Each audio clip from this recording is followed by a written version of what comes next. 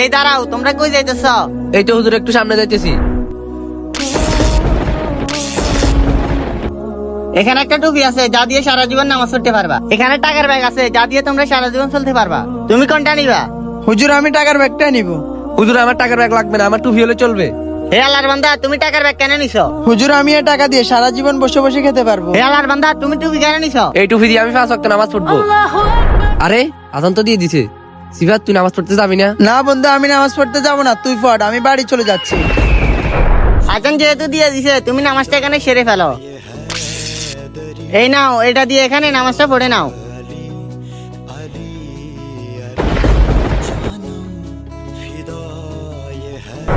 যাকে টাকা দিয়ে আমি সারা জীবন বসে বসে খেতে পারবো।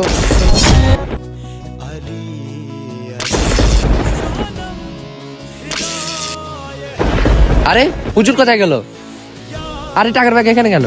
হুজুর মনে হয় খুশি হয়ে আমাকে টাকাগুলো দান করছে।